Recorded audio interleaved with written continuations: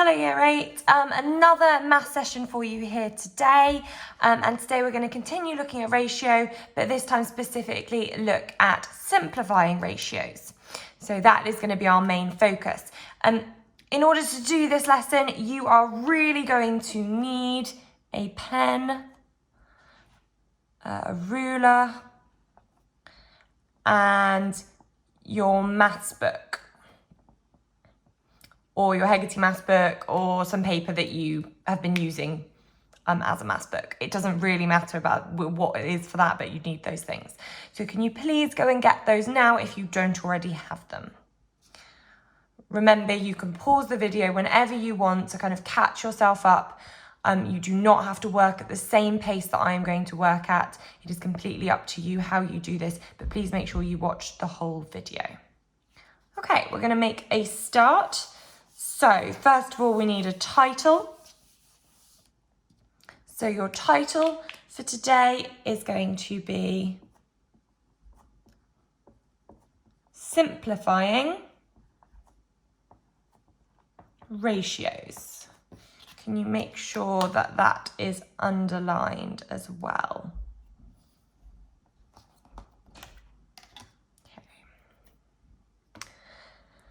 Again, if you need any extra time, please pause the video. Right, I'm actually going to start with again relating this to fractions, because last week we looked at equivalent ratios and we related that to being very similar to looking at equivalent fractions. So we're actually going to start with how we simplify a fraction. And this is just a reminder so you don't have to write this down. So we're going to simplify this fraction. We could have the fraction 5/10. How would I simplify that fraction? What would I do? Have a think. If you said that I would divide both my numerator and my denominator by 5, because they can be both divided by 5, you'd be absolutely right. 5 divided by 5 is 1, and 10 divided by 5 is 2. So 5/10 is equivalent to a half, and I have simplified that fraction. Can I go any further? If you said no, you're right. You can't go any further because you can't find something that will divide both 1 and 2. Well, 1 will divide both of them, but it won't actually change it, so it doesn't make a difference.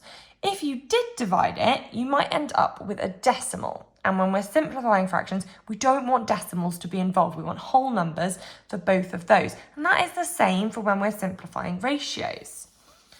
So we're going to have a look at some different ratios. I'm just going to write these ratios out. And we're going to have the ratios, I'm actually going to do it in a different colour. We're going to have the ratios 3:1, and I'd like you to write these down as well. We're going to have the ratio 6:9. We're going to have the ratio, I'm going to write in the middle, 1.5:7. And we're going to have the ratio 30:25.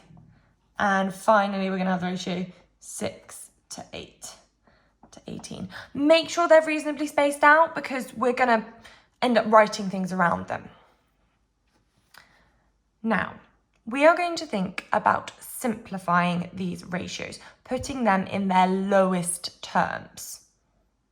Okay, and that's when you can't divide them anymore, because if you did, you'd end up with a decimal. Are there any ratios on here that you think, actually, we can't go any further with that? We can't divide it any further because we'll end up with a decimal, so it must already be in its simplest form. Well, this one here is already in its simplest form. We can't divide 3 and 1 by anything to make them smaller, so there's nothing we can do with that. Okay, so this is already in its simplest form. Okay, that is simplified. We don't have to worry about that. We're going to consider this now. I can simplify this, and I'm going to use arrows to do this. What would I do to both 6 and 9 to simplify them, make them both smaller? And I'm going to put it in its lowest terms, so I've gone as far as I can. Well, if you said that we could divide them both by 3, you are correct. 6 divided by 3 is 2, and 9 divided by 3 is 3. and that has now been simplified.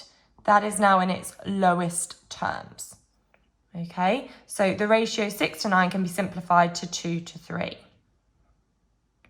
we're going to try another one. We're going to do this one over here. Now, again, I can simplify this. There is something that I can divide both 30 and 25 by. And I want to think of something that the times table that they're both in. Now, they are both in the 5 times table, so I can divide them both by 5. 30 divided by 5 is 6, and 25 divided by 5 is 5. So I have simplified the ratio 30 to 25 into 6 to 5. And I can't go any further. That's as far as I can go. What about this one over here? There is a times table that all of these are in, 6 and 8 and 18. And I can divide all of those by a certain number and get the fraction in its simplest form, okay? Now, what I could divide them by, I'm going to put my arrows in first, is I could divide them all by 2. So I'm going to divide each of those by 2.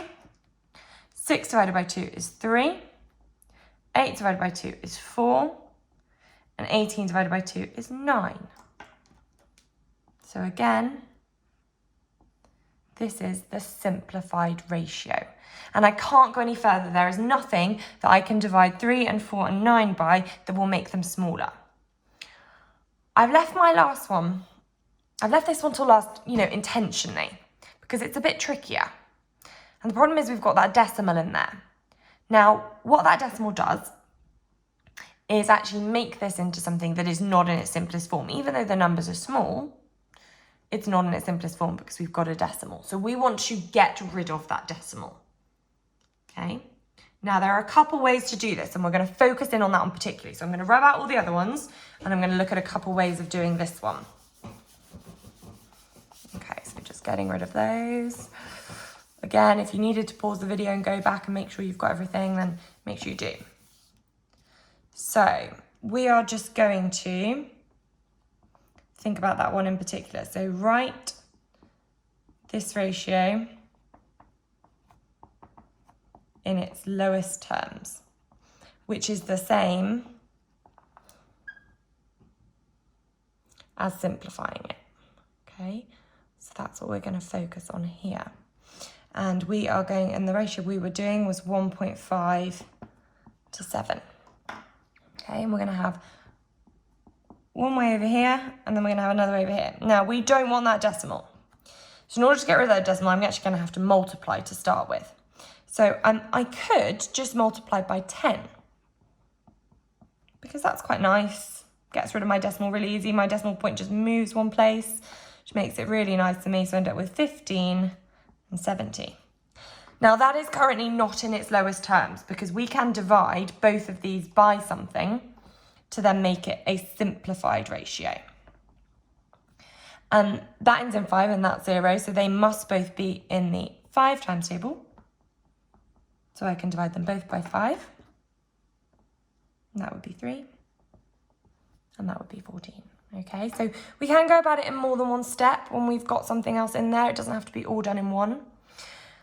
But I could do about it in a different way as well. I didn't necessarily have to times by 10. There could be something else I times with that would make that whole number. There's lots of things actually, but one thing in particular would take me to this answer straight away, where I can't go any further down because there's not a times table they're both in.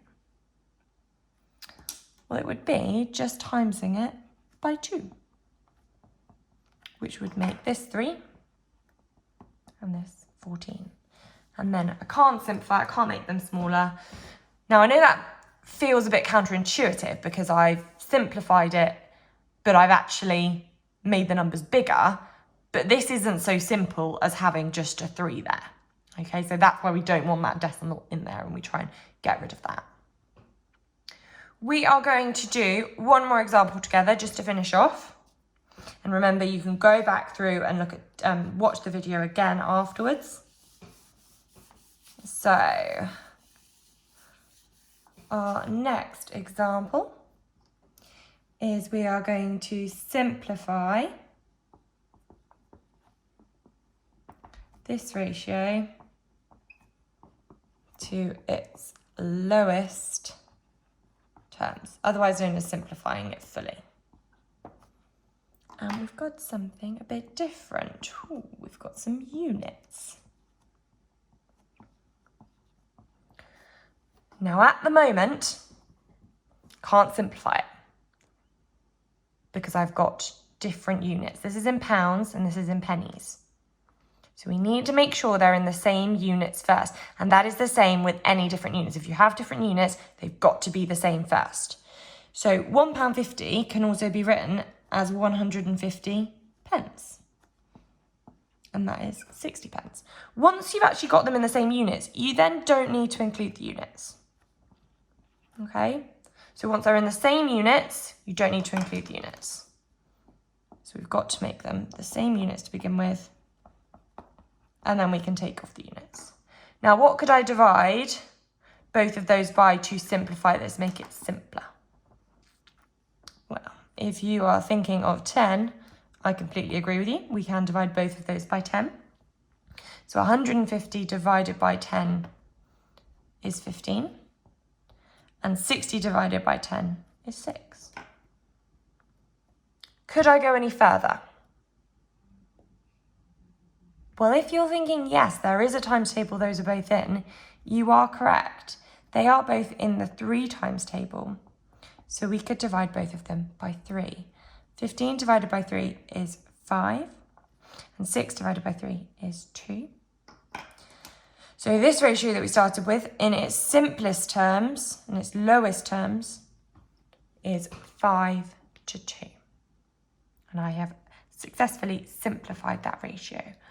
Make sure to go back and watch the video again if there's anything you are unsure of. Try the Show My Homework quiz. When you've done it once, if it didn't go quite right, that's absolutely fine. Come back here, watch the video again, and then try the quiz again. You will have 3 attempts to try the quiz, and you should be coming back to the video in between to kind of just check your knowledge if you're not kind of getting it right the first time. Your aim is to get over 75% on that quiz. Okay, good luck, girls.